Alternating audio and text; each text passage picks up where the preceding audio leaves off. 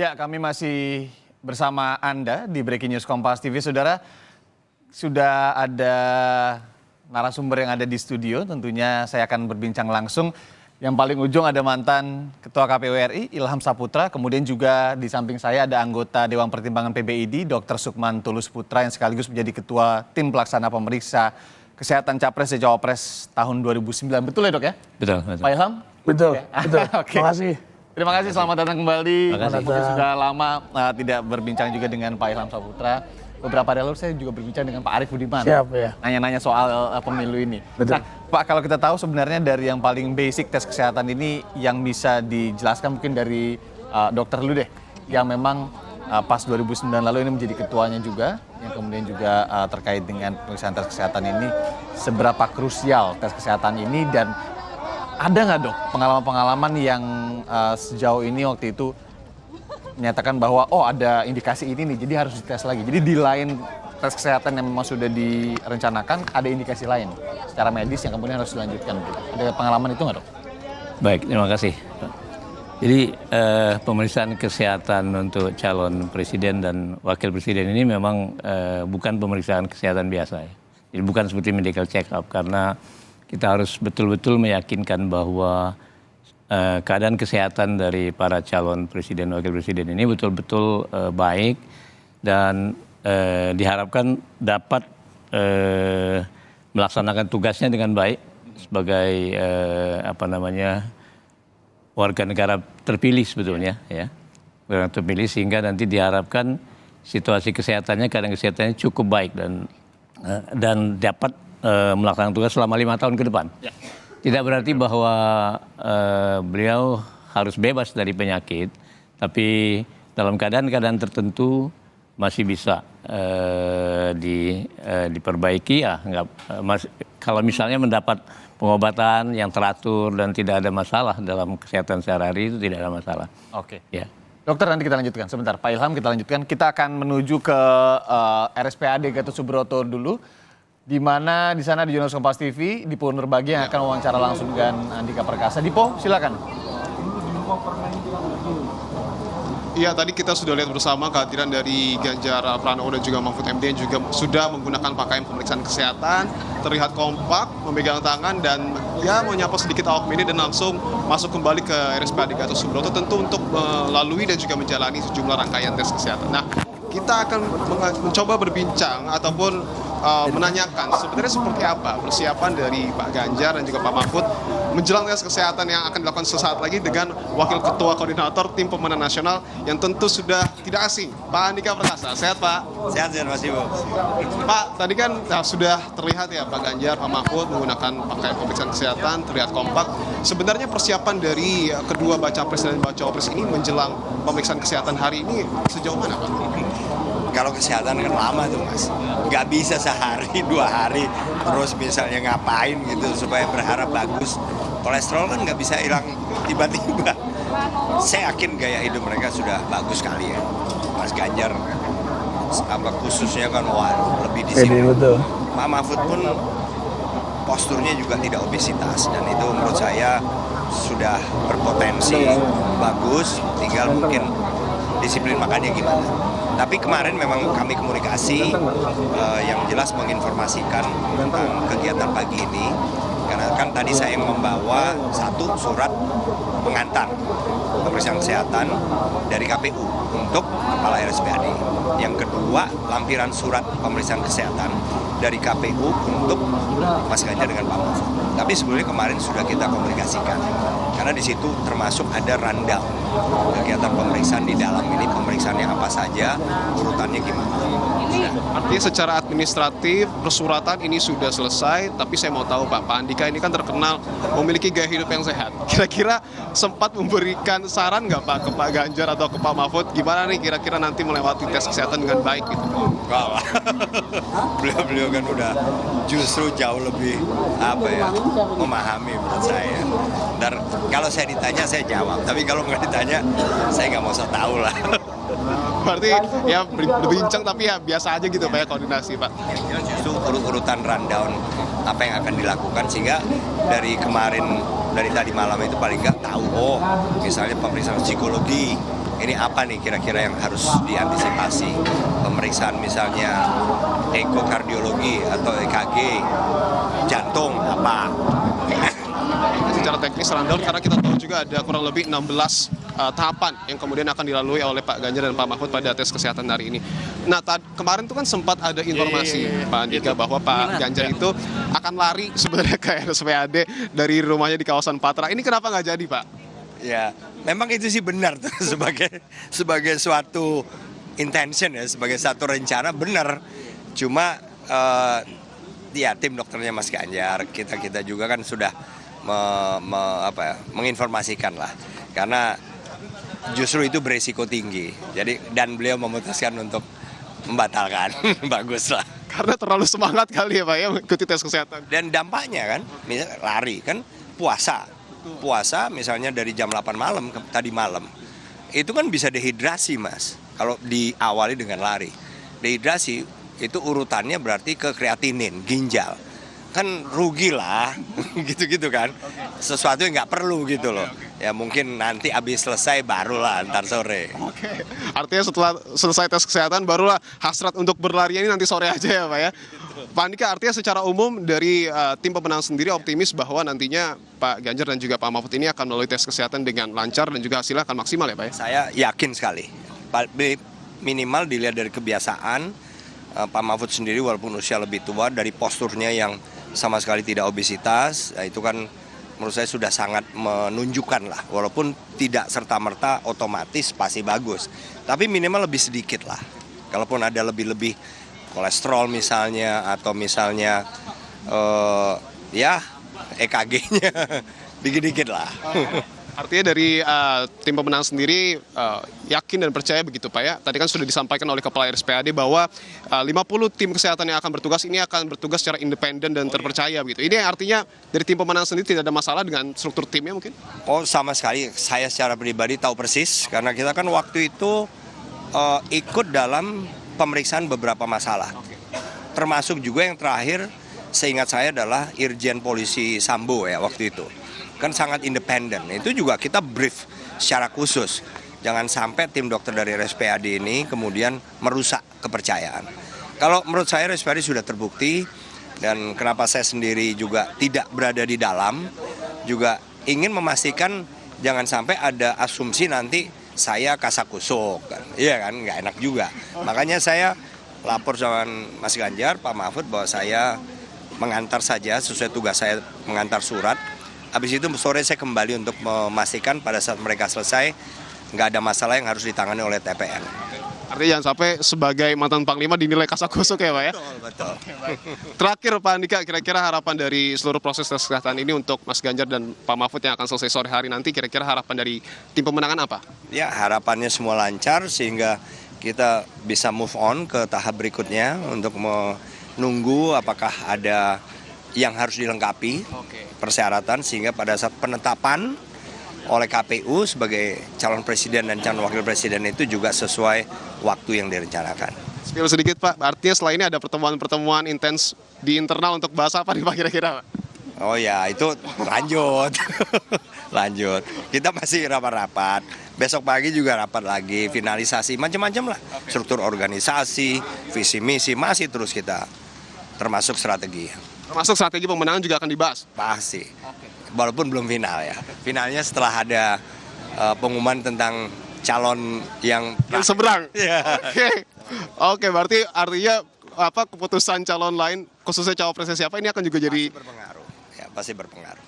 Itu nanti kita akan dalami karena ini masih tes kesehatan. Pak Andika, terima kasih banyak untuk waktunya bersama dengan Kompas TV. Sehat-sehat selalu Pak. Siap. Itu tadi saudara perbincangan kami dengan Wakil Ketua Koordinator Tim Pemenang Nasional Ganjar Pranowo dan juga Mahfud MD, Andika Perkasa, yang sudah menyebutkan secara detail apa-apa saja persiapan yang sebelumnya sudah dilakukan oleh Ganjar Pranowo dan juga Mahfud MD. Yang menarik juga tadi akan ada pembicaraan strategi pemenangan pada esok hari atau beberapa hari ke depan, khususnya karena ada cawapres yang belum diumumkan oleh tim sebelah. Tapi itu kita akan bahas nanti, Irianda. Ganjar menjadi presiden, tadi mantan juga Panglima TNI Andika Perkasa yang diwawancara langsung oleh jurnalis Kompas TV Dipo Nurbahagia. Terima kasih Dipo, tentu kami nanti akan menunggu informasi dari Anda lagi. Tadi sudah dikit dari Dr. Sukma terkait dengan pemeriksaan kesehatan ini. Kalau dari Pak Ilham sendiri, seberapa penting sih Pak kesehatan ini kemudian menjadi bahan verifikasi juga dan juga syarat kepada tim di KPU untuk kemudian menentukan apakah kemudian ini bakal lolos apa enggak gitu, akan ditetapkan apa enggak.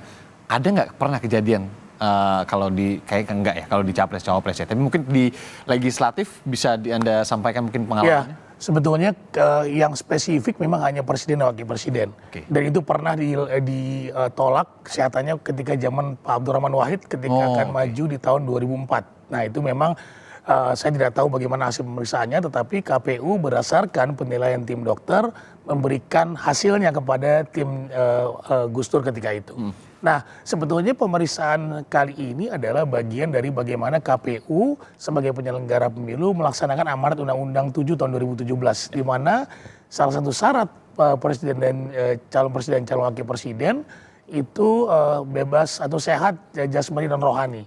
Bagaimana menentukan sehat jasmani dan rohani? Nah, tentu KPU harus membuat semacam kriteria dan tentu juga mereka berdiskusi dengan ID atau dengan dokter yang dibentuk ya, atau kemudian dia bisa konsultasi dengan Kementerian Kesehatan. Sebetulnya bagaimana sih standar calon presiden yang sehat rohani dan jasmani? Nah, oleh karenanya sebelum sebetulnya ditunjuk RSPAD dalam peraturan atau SK KPU tahun nomor 1387 tahun 2023 itu KPU harus melakukan survei terlebih dahulu terhadap 3 rumah sakit yang sesuai dengan standar yang ditentukan oleh KPU. Ya. Misalnya saja dia punya rumah sakit tersebut punya dokter yang yang spesialisnya khusus yang sesuai dengan kriteria bagaimana menentukan calon presiden dan wakil presiden itu sehat atau tidak. Misalnya, kemudian punya alat-alat tertentu. Nah, itu diatur spesifik sekali di surat keputusan KPU nomor 1387 tahun 2023. Untuk di rumah sakitnya itu ya? Di rumah sakitnya, betul, alat-alatnya dan sebagainya. Nah, selama ini memang dari tahun 2004 sampai 2024 saat ini, gitu, untuk pemilu 2024 yang akan datang, ini selalu RSPAD. Nah, selalu RSPAD ditunjuk karena memang RSPAD ini kan rumah sakit presiden ya Pak Tulus ya. Rumah sakit kepresidenan dan juga dianggap sesuai dengan standar yang ditentukan oleh KPU. Nah, selama ini selalu RSPAD, tetapi standar yang prosedur yang dilakukan oleh KPU tentu ada 2 rumah sakit lain terlebih dahulu agar kemudian bisa menjadi perbandingan sebelum kemudian RSPAD ditunjuk untuk ke rumah sakit rujukan. Ya, seperti itu. Nah, ada perbedaan di antara tahun ini dengan tahun-tahun sebelumnya. Apa Ilham? Ya, tahun di masa saya 2019 misalnya, kami melibatkan ID. Kami melibatkan Ikatan Dokter Indonesia sebagai penentuan dokternya, bahkan kita melibatkan ID. Misalnya rumah sakitnya memang di RSPAD, tetapi dokter-dokternya itu ID yang menentukan. Karena kita anggap sebagai lembaga independen, lembaga yang institusi kedokteran yang memang kita anggap mumpuni ya. Dan memang sudah lama sekali ini puluhan tahun ini sudah eksis gitu ya. Nah, mungkin ada pertimbangan-pertimbangan lain dari KPU saat ini sehingga tidak melibatkan ID. Sehingga dokter-dokter yang memeriksa sekarang ini ya dari kemarin sampai sekarang itu dokter dari RSPAD. Nah, walaupun tadi Pak Andika Perkasa sudah mengatakan bahwa kita tidak akan merecoki lah dengan kapasitas dia sebagai mantan kasat gitu ya, atau mantan panglima gitu ya. Jadi ya kita lihat saja, kita pantau saja bagaimana kemudian prosedur dan juga bagaimana hasil pemeriksaan dari 2 calon bakal presiden saat ini. Itu ya, kalau berbicara soal ID juga sudah disampaikan tadi, bagaimana kemudian kita menjamin independensi ketika tidak ada organisasi profesi yang kemudian dilibatkan di situ. Tapi nanti kan kita bahas lebih dalam, usai jeda hanya di Breaking News Kompas TV, saudara. Ya, masih ada di studio Kompas TV ada mantan Ketua KPU RI Ilham Saputra dan juga anggota Dewan Pertimbangan PBID Dr. Sukman Tulus Putra yang sekaligus menjadi Ketua Tim Pelaksana Pemeriksa Kesehatan Capres dan Cawapres pada tahun 2009 lalu. Terima kasih sekali lagi Pak Ilham. Terima kasih. Dokter, kita mulai lagi ya tadi ya perbincangannya. Tadi memang sudah diperbincangkan sedikit. Yang berbeda khususnya tahun ini adalah tidak dilibatkannya ID atau PBID ya Pak. Ya. Nah, kalau dari aturan sendiri itu tertuang di mana sih Pak Ilham? Ya, itu ada di sebetulnya diturunkan oleh KPU di PKPU nomor 19 tahun 2023, itu revisi dari PKPU sebelumnya 22 tahun 2018. kemudian diturunkan lagi dalam bentuk juknis itu di surat keputusan KPU nomor 1387 tahun 2023. 1387. Jadi yang PKPU itu menjelaskan tentang ke presiden ya, pendaftaran calon presiden tuh seluruhnya itu ada di situ. Nah, yang kemudian SK 1387 ini khusus spesiali untuk pemeriksaan kesehatan. Nah, di situ detail bagaimana kemudian KPU menerima penawaran dari 3 rumah sakit, kemudian juga menunjuk dokter-dokternya, rumah sakit seperti apa sebetulnya yang proper untuk kemudian bisa digunakan dalam pemeriksaan kesehatan bakal calon presiden Sabtu dan Minggu kemarin gitu ya. Nah, itu semuanya ada kriterianya sampai kemudian pemeriksaan apa saja yang dilakukan. Nah, jadi memang harus detail seperti itu agar kemudian tim dokter yang nanti akan memeriksa bakal calon presiden itu bisa lebih spesifik untuk kemudian menentukan atau kemudian mengumumkan hasil dari pemeriksaan kesehatan tersebut. Sebenarnya pertanyaan ini juga apa yang kemudian ini saya bersambung dengan apa yang disampaikan Andika Perkasa tadi gitu ya. Dikhawatirkan kalau ia ada di dalam, katanya dikhawatirkan nanti dilihat sebagai kasakusuk karena ia mantan panglima dan ini dilakukan di RSPAD, di mana yang saat ini sendiri kalau informasi yang saya dapatkan semua dokternya ini yang dilibatkan memang dari RSPAD itu sendiri. Iya. Ya sepertinya ini yang berbeda juga ya. Iya, seperti kalau ini tidak dilibatkan biasanya dari rumah sakit tersebut. Nah, tetapi pengalaman kita adalah pengalaman saya di tahun 2019 lalu adalah melibatkan ID. Jadi RSPAD itu hanya tempat. Walaupun nanti kemudian dalam pertemuan-pertemuan, beberapa kali pertemuan, briefing-briefing, KPU dengan ID dan juga RSPAD, itu biasanya nanti ID juga akan sepakat menunjuk dokter RSPAD yang juga anggota ID ya Pak ya? Yang juga anggota Jadi secara spesifik pelibatannya seperti apa Pak Ilham? Iya. Kalau ID waktu itu? Jadi kita memastikan bahwa dokter-dokternya memang dari ID. Karena kita menganggap bahwa ID ini adalah lembaga yang mumpuni, institusi yang mumpuni, untuk melakukan pemeriksaan kepada bakal calon presiden ya ketika itu. ID ini kan sudah pengalaman kata dokter 72 tahun lebih untuk kemudian berkiprah dalam hal kesehatan dan juga hal-hal terkait dengan medik dan kedokteran. Tentu mereka punya kapasitas untuk itu gitu ya dan sekali lagi independensi menjadi penting. Karena salah satu bagaimana pemilu ini demokratis adalah bagaimana institusi yang ditunjuk oleh KPU dalam menentukan hal-hal yang krusial terkait dengan pemilu ya tentu itu adalah lembaga-lembaga yang memang independen yang tidak bisa diintervensi oleh siapapun dan dalam kondisi apapun. Tidak bisa diintervensi ya. Dok, 70 tahunan lebih ada di Republik begitu ya, ID, yang kemudian ini diganti ke PKPU 19 2023 yang tidak serta-merta secara spesifik menuliskan perlibatan ID di situ. Menurut Anda? Baik, saya kira menyambung dari Pak Ilham tadi. Dalam peraturan KPU sebelumnya, bahwa di situ disebutkan spesifik bahwa dalam pemeriksaan kesehatan ini KPU bekerja sama dengan Ikatan Dokter Indonesia. Dan yang sekarang itu tidak, hanya disebutkan dengan Kementerian Kesehatan. Nah, dalam menentukan pemeriksa dari ID ini, kita meminta kepada perhimpunan spesialis yang ada itu, ya. Di ID itu ada 38 spesialis perhimpunannya. Masing-masing spesialis ada perhimpunannya lah ya. Tapi tidak semuanya terlibat dalam pemeriksaan ini.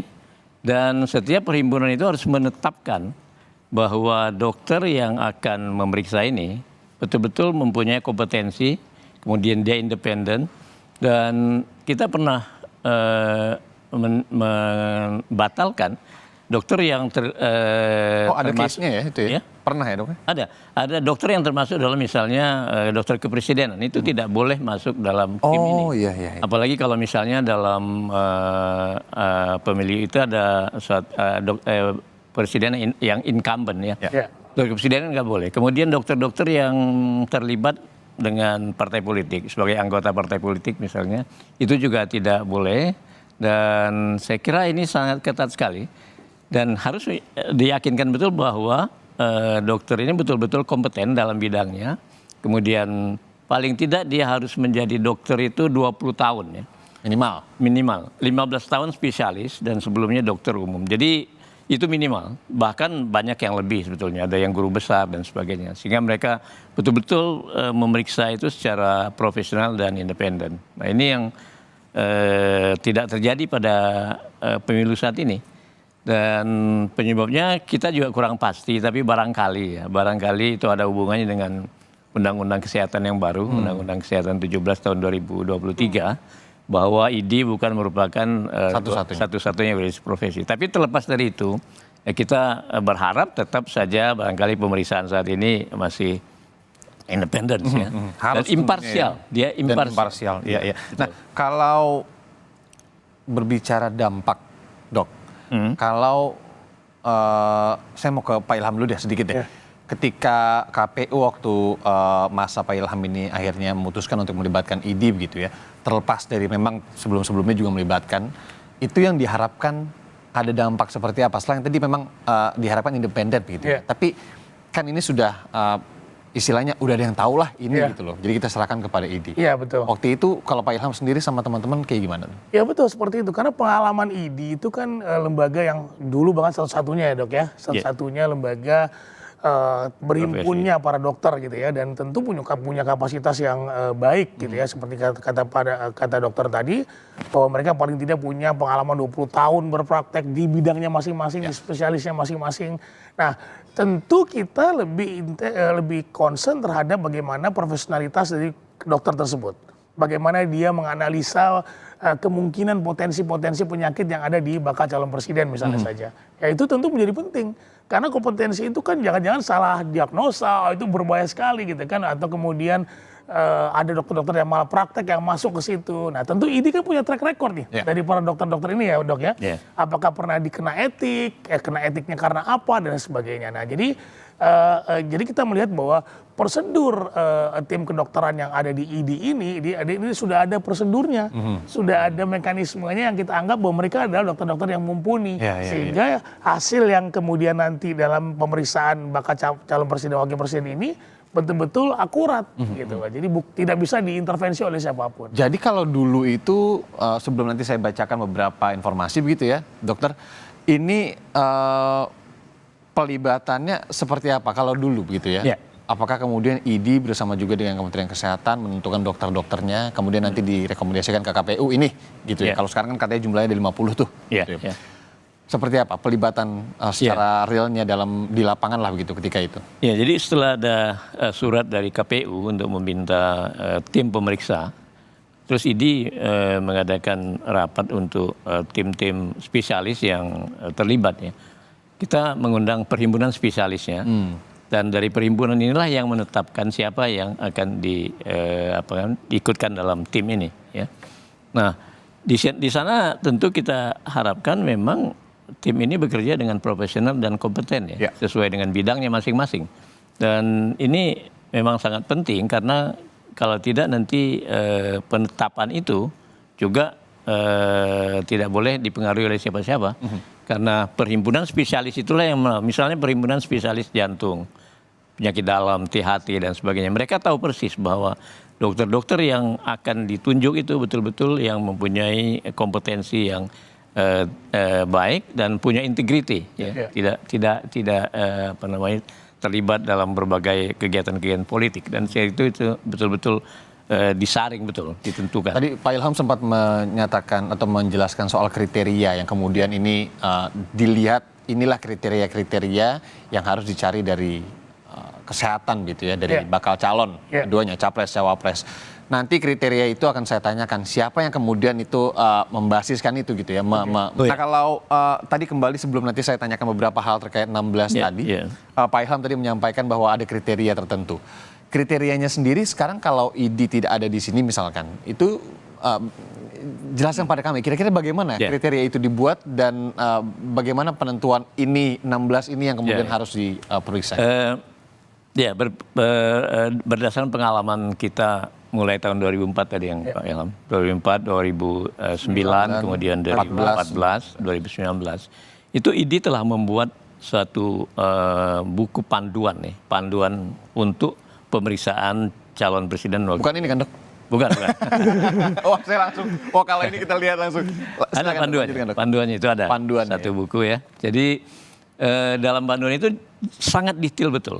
Apa tadi yang diminta misalnya pada pemeriksaan jantung apa, kemudian pemeriksaan THT apa, kemudian apa itu pemeriksaan psikiatri ya.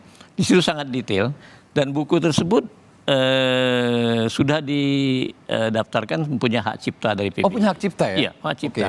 Jadi memang seandainya digunakan itu sangat baik saya kira itu. Dan barangkali tim dari yang ada sekarang bisa memberitahukan pada ID bahwa menggunakan panduan kriteria yang telah ditetapkan itu. Dan ini sudah kita gunakan pada beberapa kali periode pemilu dan saya kira itu sangat penting memang ya. Jadi panduan itu sudah baku dan itu sangat detail cara pemeriksaannya. Ya. Lah Dok, kalau memang sudah ada hak ciptanya berarti kan ada informasi lah terkait misalnya penggunaannya. Kalau digunakan begitu ya yang sekarang berarti akan ada komunikasi dari. Ya, saya nggak tahu persis sekarang.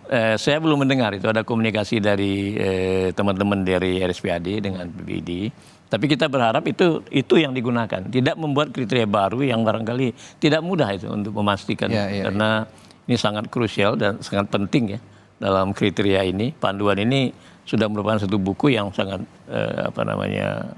baik sekali. Betul sekali ya. Oke. Nanti kita akan lanjutkan lagi pembahasan terkait dengan tes kesehatan yang sudah dilakukan sejak kemarin, kemudian juga hari ini yang tengah dilakukan kepada beberapa narasum yang sudah ada di studio tentunya. Kami akan kembali saat lagi. Ya, masih di Breaking News Kompas TV masih ada Pak Ilham Saputra, kemudian juga ada Dr. Sungman Tulus. Nah, sebelum saya lanjutkan lagi dialognya, kita lihatkan dulu kepada Anda. Ini ada informasi terkait dengan pasangan yang sudah mendaftar ke KPU adalah Ganjar Pranowo, Mahfud MD. Ganjar Pranowo dan Mahfud MD menjalani pemeriksaan kesehatan hari ini, Minggu 22 Oktober 2023. Sejenak kita lihat profil pasangan bakal capres dan cawapres ini, di mana bakal capres Ganjar Pranowo, saudara, punya pengalaman panjang di pemerintahan dan juga DPR. Ganjar yang saat ini memasuki usia 54 tahun sebelumnya menjabat sebagai Gubernur Jawa Tengah selama 2 periode, yakni sejak 2013 hingga 2023. Ia juga pernah menjadi anggota DPR pada 2004 sampai 2013. Sejak 2014 hingga 2023, Ganjar, atau 2024 maksud kami, Ganjar menjabat Ketua Umum Keluarga Alumni Universitas Gadjah Mada atau Kagama. Sementara itu, bakal calon wakil presiden Ganjar atau pasangannya Ganjar, Mahfud MD, ini punya pengalaman di lembaga eksekutif, yudikatif, hingga legislatif. Mahfud yang berusia 66 tahun sudah beberapa kali menjabat sebagai menteri. Saat ini menjabat Menko Polhukam. Ia juga pernah menjabat sebagai atau menjadi Ketua Mahkamah Konstitusi pada 2008 hingga 2013 lalu. Sebelum menjadi Ketua MK, Mahfud menjadi anggota DPR pada 2004 hingga 2008.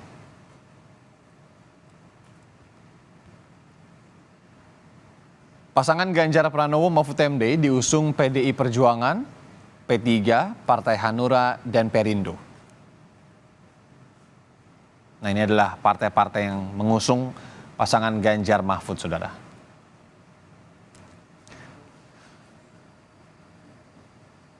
Sehari sebelumnya, Anies Baswedan dan Muhaimin Iskandar yang melaksanakan prosedur pemeriksaan kesehatan. Untuk diketahui, Anies Baswedan, saudara, lahir 7 Mei 1969 dan saat ini berusia 54 tahun, 1 tahun di bawah Ganjar. Anies punya sejumlah pengalaman di pemerintahan dan dunia pendidikan.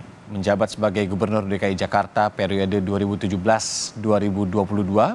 Sebelumnya Anies pernah menjadi Menteri Pendidikan dan Kebudayaan pada periode 2014 hingga 2016. Anies juga pernah menjabat sebagai Rektor dari Universitas Paramadina. Sementara itu, pasangannya Muhaimin Iskandar saat ini berusia 57 tahun dan menjabat sebagai Ketua Umum Partai Kebangkitan Bangsa atau PKB. Muhaimin juga tengah menjabat sebagai Wakil Ketua DPR RI. Ia juga pernah menjabat sebagai Menteri Tenaga Kerja dan Transmigrasi periode 2009 hingga 2014 di era Presiden Susilo Bambang Yudhoyono. Anies dan Muhaimin Iskandar diusung 3 partai yakni Nasdem, PKB, dan juga PKS. Dengan mengusung nama Koalisi Perubahan, Anies Baswedan dan Muhaimin Iskandar juga setuju bahwa singkatan atas nama koalisi mereka ini adalah Amin, gitu ya.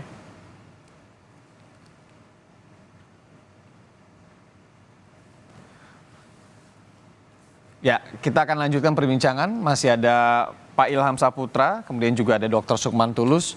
Dokter, jadi kalau saat ini sendiri, apa yang digunakan oleh KPU yang periode saat ini untuk kemudian menentukan kriteria kesehatan yang harus dipenuhi begitu ya oleh para bakal calon yang kemudian kita tahu bahwa blue book-nya atau hak ciptanya ini juga sempat dibikin oleh ID. Iya, Ada informasi itu nggak? saya tidak ada informasi pasti ya, tapi kita berharap bahwa panduan itu tetap menggunakan itu, tidak membuat panduan yang baru karena tidak mudah untuk membuat itu. Dan saya yakin teman-teman di di RSPAD akan mengikuti apa yang ada itu. Tapi mungkin sudah memberitahukan pada PBID, tapi saya tidak tahu persis. Ya, kalau untuk kami misalnya melihat ini sebagai perspektif awam gitu ya, ya udah yang penting kan ini kan ada dokternya, ada syaratnya di kriterianya, udahlah ini pasti dijalankan dengan baik gitu ya. Tapi kalau dari teman-teman perhimpunan misalkan atau dari teman-teman PBID yang dulu tergabung juga, yang mungkin saat ini juga masih di PBID, ada nggak sih suara-suara yang kemudian menunjukkan bahwa ini khawatir nih gitu, bahwa takutnya tidak independen atau sedemikian macam? Iya, secara langsung sih tidak barangkali, tapi itu tetap menjadi concern kita, ya, karena independensi, imparsialitas dan kompetensi dari dokter yang memeriksa ini harus betul-betul terjaga. Ya. Jadi kalau tidak nanti akan bias hasilnya. Itu yang kita harapkan ya. Kalau sudah disampaikan, misalkan salah satunya dokter kepresidenan ini tidak boleh, itu juga sudah disampaikan sebenarnya oleh Ketua KPU saat ini. Kalau Pak Ilham, izin, Pak Ilham melihatnya bagaimana kalau sejauh ini? Kan beberapa hal sudah disampaikan bahwa misalkan dokter yang tergabung di partai tidak boleh, dokter yang memiliki hubungan saudara tidak boleh, ataupun dokter kepresidenan sendiri juga tidak boleh begitu. Cukupkah itu untuk menjaga independensi pemeriksaan kesehatan ini yang kemudian nantinya harus dipertanggungjawabkan juga ke publik tentunya? Ya, di awal tadi sudah saya bahas ya bahwa penting juga punya lembaga yang atau kemudian institusi dokter yang independen. Gitu, organisasi profesinya gitu. Ya, selain tadi soal persaudara, soal kemudian hubungan kerja dan sebagainya, tetapi punya lembaga atau institusi dokter yang independen menjadi penting karena sekali lagi ini soal kompetensi, soal kemudian hasil yang akan dikeluarkan oleh tim dokter tersebut tentu harus betul-betul yang akurat. Nah, tapi saya ingin sampaikan begini bahwa standar itu sebetulnya tidak ada yang berubah, ya dok ya. Bahwa standar untuk orang sehat, standar orang calon pemimpin yang akan memimpin kita 5 tahun ke depan gitu ya, itu tidak ada yang berubah sebetulnya. Jadi udah baku lah ya, bahwa tim dokter itu punya baku. Apalagi tidak ada orang yang kemudian bakal calon presiden seperti saat ini tidak ada yang tidak punya penyakit misalnya. Tetapi yang dipastikan oleh tim dokter ini adalah bagaimana kemudian ketika dia menjadi presiden selama 5 tahun tidak ada gangguan yang signifikan terhadap pekerjaan yang penyakit yang akan timbul, potensi penyakit yang akan timbul pada pekerjaan mereka. Kan sebetulnya seperti itu. Jadi bukan kemudian kita menghasilkan orang-orang yang betul-betul bersih, sehat gitu ya, nggak mungkin lah itu. Itu kayak langsung jadi, oh ini saya pilih nih kalau sehatnya 100%. Di usia standar 50 ke atas itu kan pasti ada lah penyakit-penyakit tertentu yang memang bisa turunannya dok ya, bisa juga kemudian karena gaya hidup dan sebagainya. Nah hati-hati nih Pak Ilham kalau menyebutkan usia nih, 50 tahun ke atas, takutnya nanti disangka yang 30 tahunan lebih sehat atau gimana. Iya nggak begitu kan, maksudnya ada standar-standarnya kan, makanya kita buat tim dokter yang kemudian mumpuni untuk mengetahui hal tersebut ya. Bahkan kita juga nggak bisa kemudian menilai dari usia. Orang di usia 30 aja kita pernah ada lihat udah punya penyakit kronis ya dok ya. Jadi nggak bisa juga kita lihat dari itulah usia. Gunanya kemudian. Wah itu pentingnya kemudian bagaimana memilih ahli-ahli, memilih dokter-dokter spesialis yang diatur sebetulnya oleh standar kesehatan yang sudah dibuat oleh PKPU, oleh SK nomor 1387 terkait dengan itu semua. Nah makanya dipilih rumah sakit juga yang lengkap alat-alatnya. Nah jadi bukan menghasilkan orang-orang yang betul sehat, segar bugar gitu, yang kemudian tidak ada penyakit, bukan seperti itu. Dokter tidak boleh, dokter presidenan misalkan. Tapi rumah sakit ini kan rumah sakit kepresidenan.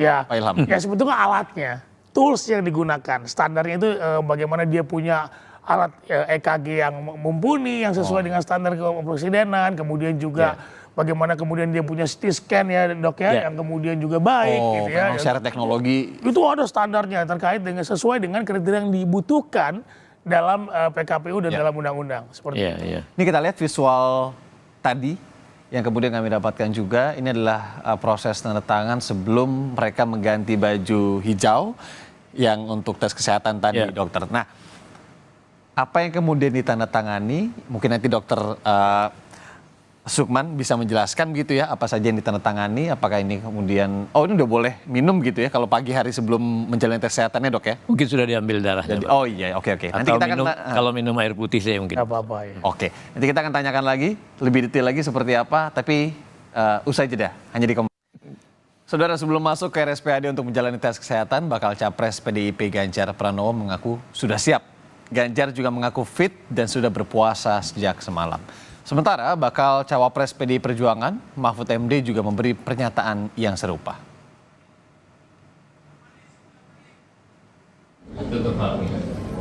Tim sepeda dan lari saya. Artinya dulu sepeda atau lari tiap hari. Jadi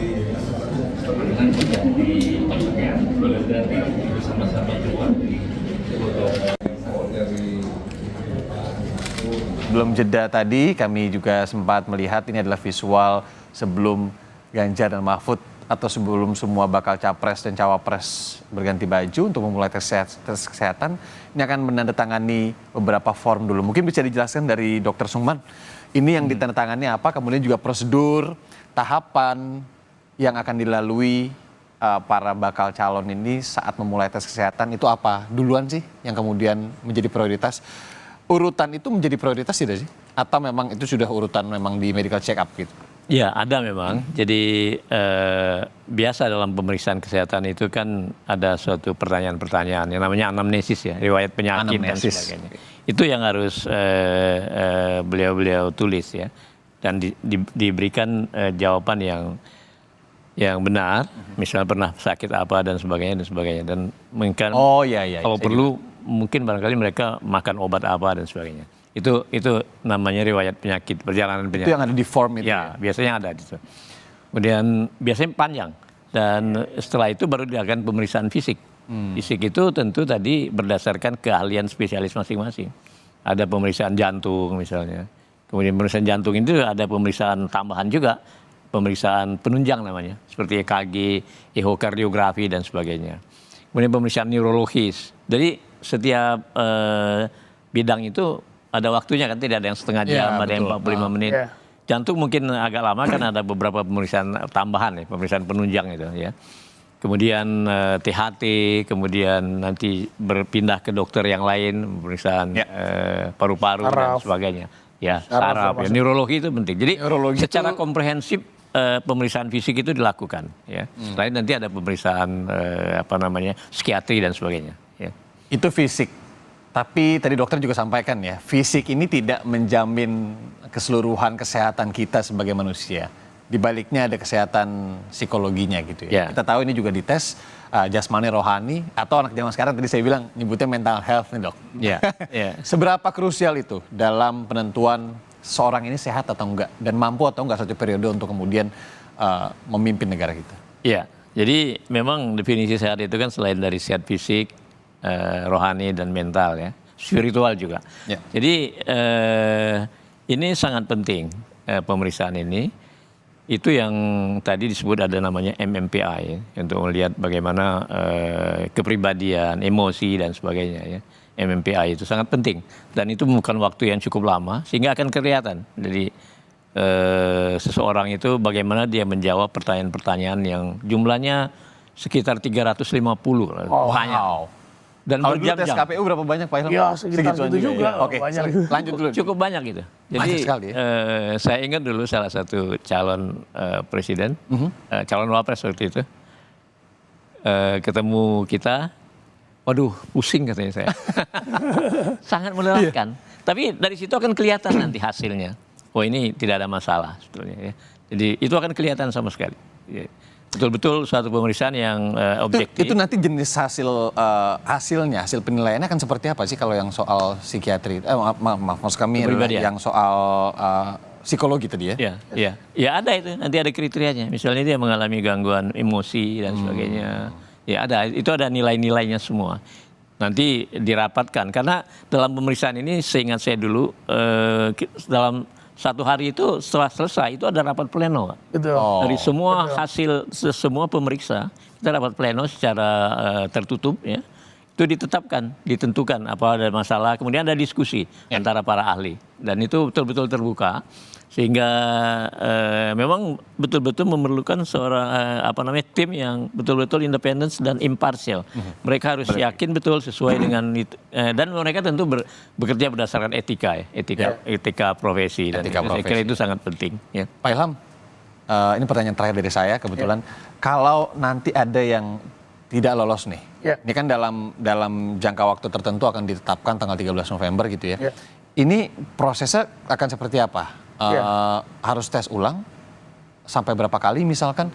Atau tiba-tiba kalau sudah 2-3 kali ini harus ganti atau dinyatakan tidak kompeten gitu? Tidak ada pemeriksaan ulang. Tidak ada pemeriksaan ulang karena sekalipun cukup sebetulnya kalau kemudian tadi dihasilkan oleh peralatan perlengkapannya lengkap dan juga ada dokter-dokter yang mumpuni. Jadi tidak ada perlu ulang. Nanti tim dokter akan menyerahkan hasilnya kepada KPU. Nah, nanti KPU akan mengumumkan kepada tim ses masing-masing atau tim masing-masing calon dari partai politik, gabungan partai politik, untuk dijelaskan bagaimana harus mengganti yang bersangkutan.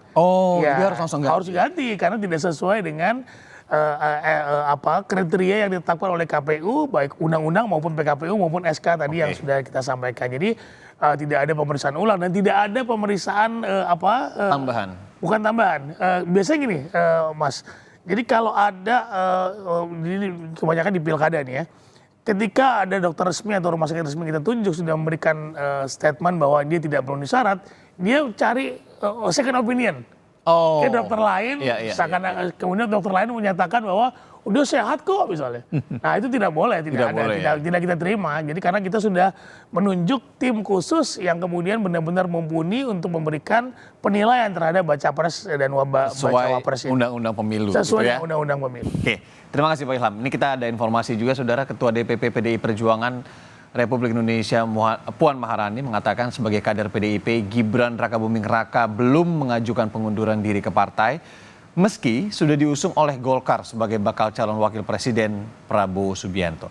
Sementara sebelumnya di peringatan Hari Santri, Presiden Jokowi sudah merestui anaknya menjadi bacawa pres Prabowo. Ketemu Mas Gibran. Terakhir ngomongin apa Mbak Puan? Ngomongin hal yang penting. Apa tuh surat pengunduran diri Mbak? Gak ada sama sekali. Tapi PDIP akan menyikapi pencalonan Mas Gibran dari Golkar? Gak apa-apa kan belum, baru diusulkan kan belum Beliau akan. Menyatakan akan menindaklanjuti dengan Pak Prabowo. Ya sudah koordinasi belum? Tanya dulu ke Mas Gibran, udah koordinasi belum? Apakah sudah atau belum? Ya saya nggak tahu, coba ditanya ke Mas Gibran. Mbak Puan terbaru tadi Pak Jokowi bilang, kan Mbak Puan sempat bilang ke wartawan suruh tanya ke Pak Jokowi masih dukung Ganjar dan PDIP atau enggak. Tadi sudah kami tanyakan Mbak. Terus jawabannya dukung semuanya. Gimana? Ya itu memang seorang negarawan harus seperti itu, nggak menyatakan dukungannya kepada salah satu calon dalam kontestasi Pilpres yang akan datang. Justru apa yang disampaikan beliau itulah betul-betul seorang negarawan, Presiden Republik Indonesia tidak boleh berpihak dalam kontestasi Pilpres yang akan datang karena berkeinginan agar jalannya pesta demokrasi tahun 2024 itu bisa berjalan dengan baik, lancar, adem, ayem, gembira, rakyat tidak tertekan, tidak deg-degan. Saya apresiasi apa yang disampaikan oleh Pak Jokowi. Tapi secara aksi Mbak Puan menilainya ini sejalan nggak sih Mbak bahwa Pak Jokowi itu ya dukung semua? Kalau hari ini kan cukup ramai Pak, ada Mbak Puan, ada Pak Prabowo. Nah kalau Mbak Puan kan tadi sempat mau nanya ke Pak Jokowi, apakah Pak Jokowi masih dukung Pak Ganjar dan PDIP? Dukung semuanya untuk kebaikan negara ini. Berarti dukung Pak Ganjar, dukung Pak Prabowo, dukung Pak Anies? Dukung semuanya untuk kebaikan negara ini. Kalau Mas Gibran di deklarasi diusung jadi cawapres gimana Pak? Di Rapimnas? Tanyakan ke partai politik, itu wilayahnya partai politik atau koalisi partai politik atau gabungan partai politik. Bukan urusan presiden. Tapi Mas ketemu sama Pak Erlangga dan Pak Prabowo, jadi di istana bicara apa Pak? Kemarin di istana ketemu Pak Prabowo. Ya kan sudah 1 minggu nggak ketemu. Ya biasa laporan-laporan di hari Sabtu, Minggu, biasa kita dengan Menteri ketemu, laporan. Pak Gibran sudah Nggak bicara soal Rapimnas. Apanya? Rapimnas Golkar. Rapimnas Golkar itu urusannya Golkar. Tapi dilaporin ke Pak Jokowi. Urusannya apa? Golkar melaporkan pada Presiden, nggak ada urusan. Mas Gibran udah bilang ke Bapak, Pak. Apanya? Mas Gibran udah Berbicara komunikasi. Mas Gibran pernah bicara nggak Pak ke Bapak soal dia jadi cawapres. dicalonkan sebagai cawapres dan sebagainya, udah pernah diskusi? Ya orang tua itu hanya tugasnya mendoakan dan merestui. Tapi Keputusan semuanya karena Bapak setuju nggak, Pak? karena sudah dewasa, jadi jangan terlalu mencampuri urusan yang sudah diputuskan setuju nggak oleh kalau Gibran? anak-anak kita. Bapak setuju nggak Pak kalau Gibran? Setuju nggak kalau Gibran? Orang tua itu hanya mendoakan dan merestui. Tapi cocok ya Pak ya? Setuju, Pak ya? Pak Prabowo santri memilih pemimpin Pak. Gimana? Kayaknya cocok nggak Pak? Mas Gibran dengan Pak Prabowo? Semuanya cocok. Pak Anies dengan Pak Muhaimin cocok, Pak Ganjar dengan Pak Mahfud cocok, Pak Prabowo juga cocok. Tanyakan ke koalisi. Ya, itu statement yang paling baru, paling current yang masuk ke kita informasinya. Dan saudara, dengan masuknya Ganjar Pranowo dan Mahfud MD tadi atau dimulainya tes kesehatan di RSPAD, berakhir breaking news Kompas TV di pagi hari ini. Tentu nanti kami akan update juga informasi-informasi terkait dengan tes kesehatan di program-program lainnya. Dan ketika selesai di sore nanti di breaking news Kompas TV yang akan kami hadirkan kembali. Terima kasih. Sebelumnya ada Ketua KPU RI periode 2021 dan 2022 Pak Ilham Saputra, dan juga ada Dr. Sukman Tulus Putra yang sekaligus menjadi Ketua Tim Pelaksana Pemeriksa Kesehatan Capres-Cawapres tahun 2009 lalu dan juga sebagai anggota Dewan Pertimbangan PBID. Terima kasih dokter. Terima kasih Pak Ilham. Terima kasih Mas. Kita lihat seperti apa perkembangan informasinya, dan tentunya itu ya harapan tadi, independen dan imparsial, agar kemudian juga hasilnya nanti kan yang berpengaruh juga mereka-mereka juga yang akan memimpin Indonesia selama 5 tahun ke depan. Oleh karenanya saya juga menutup breaking news pagi hari ini. Terima kasih saudara, selamat beraktivitas dan sampai jumpa.